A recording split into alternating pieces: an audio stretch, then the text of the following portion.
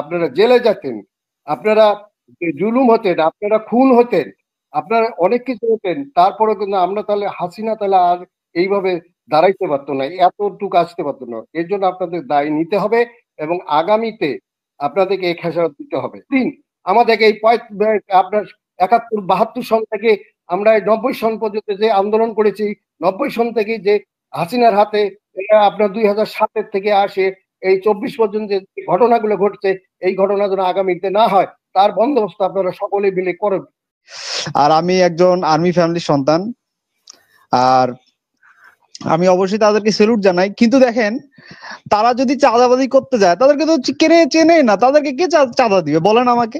আমরা তো একদম সাধারণ মানুষ। কুড়িগ্রাম বাংলাদেশের সবচেয়ে অবহেলিত জেলা এবং যে মানে বাংলাদেশের দুর্গম এলাকায় আমাদের বাড়ি। আমি সেখান দিয়েই কথা বলতেছি, কারণ আমি একজন সচেতন মানুষ হিসেবে নিজেকে দাবি করি। এবং আমি আপনারা যারা এখানে উপস্থিত আছেন আমি তাদের শ্রদ্ধা রেখে বলতেছি যে আমার চেয়ে আপনাদের বয়স বেশি না। আপনারা স্বাধীনতা 71 উত্তর এবং 71 পরবর্তী সময়টা আপনারা দেখেননি। ওই ইতিহাসে আমরা না যাই। আপনারা একটু ভালো করে যার যার মতন করে স্বাধীনতার পরে যার যার মতন করে নিজের মতন করে সবাই ইতিহাস তৈরি করছেন, সেটা আমরা জানি। আপনারা যারা আজকে রাজনীতি নিয়ে এই চলতেছেন, আমি যেটা ওই যে আমার ছাত্র এই ভাই একটা আমার সন্তান সমতুল্য বলতেছে যে কথাটা, আমি সঙ্গে একমত যে কুড়িগ্রামের লোক।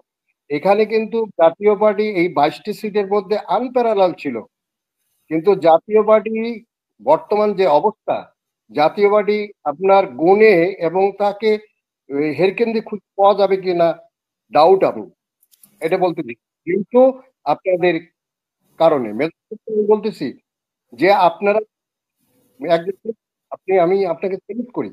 আপনি বাংলাদেশের কৃতি সন্তান, আপনি আমাদের প্রাণপ্রিয় সেনাবাহিনীতে ছিলেন।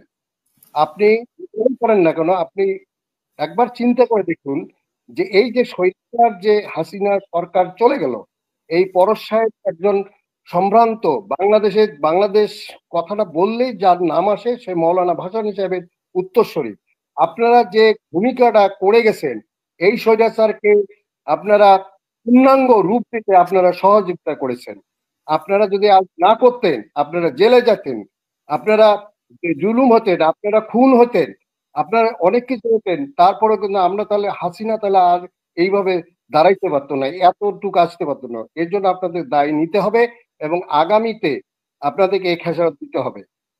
আর বিএনপি যিনি শ্রদ্ধা করে বলতেছি, যেহেতু আমি আপনাদের অনুষ্ঠানগুলো শুনলাম, আমি দেখতেছি যে বিএনপি যে অবস্থায় আছে, বিএনপির মধ্যে অনেকগুলো সংশোধন এবং সংস্কার করা দরকার। তাদের মতামত কি এটা আমাদের কাছে তুলে ধরা দরকার।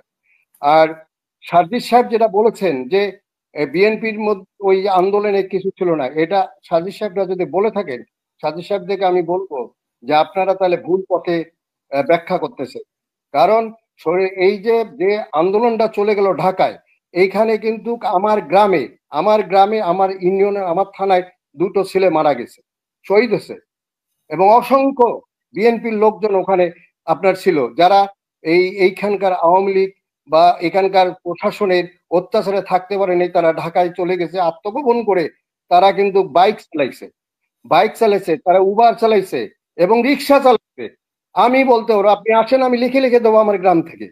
তারা করছিল, তারা এই বাড়ির মধ্যে এই 17টা বছর কেউ আসতে পারে নাই, যেতেও পারে নাই, তারা গেছে, তারা কিন্তু করছে, তারা কিন্তু ওই আন্দোলনে ছিল।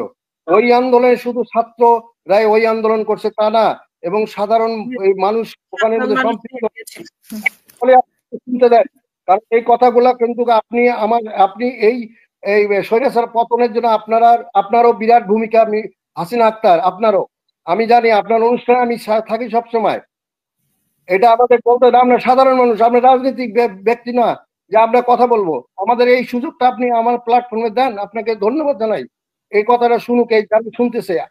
আপনারা কিন্তু এটা করে নেই। এই যে সার্জিস সাহেবদের বলি আপনারা উদ্যম নিয়েছেন, আমরা আপনাদের স্যালুট জানাই। আপনাদেরকে ওই আন্দোলনে 4 তারিখে অন ডকুমেন্ট আমি দেখাবো যে আমি কুড়িগ্রাম থেকে যে ওই 4 তারিখে আমি আপনার শহীদ মিনারে ছিলাম আমার সন্তান নিয়ে। আমার সন্তান ইউনিভার্সিটিতে পড়ে, আমি তাকে সেভ করতে গেছিলাম যে সে মারা যায় কিনা কি হয়। কিন্তু আমার ছেলের সঙ্গে যখন অসংখ্য হাজার হাজার লক্ষ লক্ষ ছেলেকে দেখছি, আমি সেখানে গেছি, আমরা গেছি, আমি দেখছি, আপনাকে ভিডিও পাঠাবো আমি ওই আন্দোলনের, আপনি যদি দেখতে চান। যাই হোক, আমি এগুলো কথা বলতে, যেটা আজকে বড় বড় কথা বলেন আপনারা যে শুধু সার্জিস আলম রায় করছে না, নেবার প্রত্যেকটা রাজনৈতিক দল এখানে সম্পৃক্ত ছিল, শুধুমাত্র হাসিনার দোসর যে সমস্ত রাজনৈতিক দলরা ছিল তারা বাদে। এখন আসেন আপনারা, যেটা আমি বলি যে এই ইন্টেরিয়র গভর্নমেন্টকে কেন দরকার, আমি মনে করি বিএনপি যিনি আছেন প্রতিনিধি, তাকে অনুরোধ করব, এবং যদি জামাতের থাকে তাদেরকে অনুরোধ করবো, আপনারা একটু ওয়েট করেন, একটু সংস্কার করেন।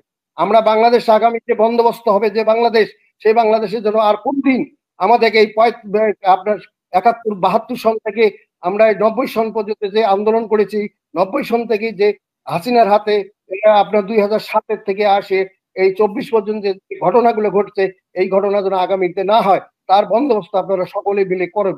আপনার পরস্পরকে অনুরোধ করব, জাতীয় পার্টিকে অনুরোধ করবো, বিএনপি, আওয়ামী লীগ যারা আছেন তারা, বিশেষ করে তারা সরকারকে এই সরকার সহযোগিতা করে একটা প্ল্যাটফর্ম তৈরি করে তারপরে আপনারা রাজনীতি করেন।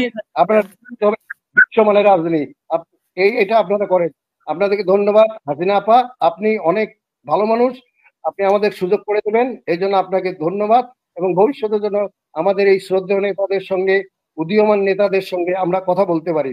আমি মুক্তিযুদ্ধের সময় দেখেছি, আমরা মুক্তিযুদ্ধ দেখেছি, আমি পাকিস্তান আমলের ছাত্র, আমি সরকারের চাকরি করেছিলাম, আমি একজন ক্লাস 1 অফিসার, আমি রিটায়ার্ড করছি।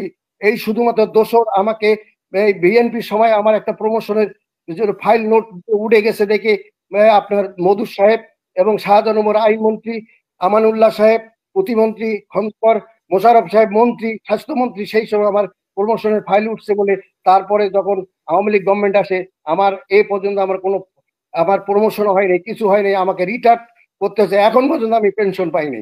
শুধুমাত্র ছোট লোকই, ছোটমাত্র আমার বাপ একজন মুক্তিযোদ্ধা, আমার পরিবার একটা মুক্তিযোদ্ধা, আমি শহীদ পরিবারে, আমার আমার মুক্তিযোদ্ধা। তারপর দেশের মধ্যে আপনাদের এই যে পায়ের একটু এদিকে করতেছেন, ওই দিকে, মানুষের মতামতের আপনার গুরুত্ব দিতে হবে জায়গা। আসলে বাংলাদেশের যে অবস্থা, এখানে 60 থেকে 70% লোকই করাপ্ট। এখানে আপনি যতই যাই করেন, যা অবস্থা, বাংলাদেশের লোক এমন অবস্থা, ভোটের আগের দিন 500 টাকা নিয়ে ওই দলকে ভোট দেয়। কি বলবেন আপনি? এই দেশে আপনারা যে এত গণতন্ত্র করতেছেন, এদেশের যে অবস্থা, এখন আওয়ামী লীগ চলে গেছে, অন্য যে দলগুলো আছে এগুলা আওয়ামী লীগ যা করছে সবকিছু নিয়ে কামড়াকামড়ি শুরু করে দিছে। আমি যে আমাদের সমন্বয়কদের নিয়ে কিছু বলতে চাই। দেখেন, সমন্বয়কদের মাত্র গুটি কয়েকজনকে সবাই চেনে, কেউই চেনে না। তারা আন্দোলন করছে, অবশ্যই আমি তাদের সেলুট জানাই।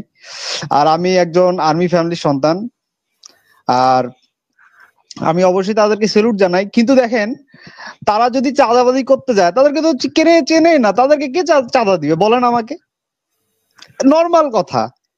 এখানে যারা আধিপত্য আগে ছিল, যারা 16 বছর কিছু করতে পারে নাই, তারা লাফায় পড়ছে। কারণ আমরা তো মানে দেখতেছি, এগুলা চোখে দেখা। এখন আমি কোনো দল করি না, কোনো কিছুই করি না, আমি তো দেখতেছি, নর্মাল ব্যাপার। তাদের সবকিছু সেট আপ করা আছে। আওয়ামী লীগের যে লোকজন সেট আপ ছিল, সে লোকজন সরে যে অন্য দলের লোকজন ওই সেম ক্যাটাগরিতে ঢুকে পড়ছে। আপনি কি করবেন বলেন? এখানে সমন্বয়কদের তো কেউ চেনে না, ওদেরকে চাঁদা দিবে কে? আমার কথা নর্মাল কথা, সমন্বয়কদের কেউ চেনেই না, ওদেরকে কে চাঁদা দিবে? এখানে অন্য দলের যে আধিপত্য, সেই আধিপত্য অনুযায়ী আবার ওই লোকজন সেট আপ হয়ে গেছে, তাদেরকে তারা আবার মানে ক্ষমতায় যায়ই নেই, তার আগে চাঁদাবাজি শুরু করে দিয়েছে। তারা ক্ষমতায় গেলে যে কি করবে, তারা মনে হচ্ছে যে এমন অবস্থা যে আওয়ামী লীগের থেকে বড় ফ্যাসিস্ট হয়ে যাবে, এখন যা দেখতেছি আমি। অসংখ্য ধন্যবাদ।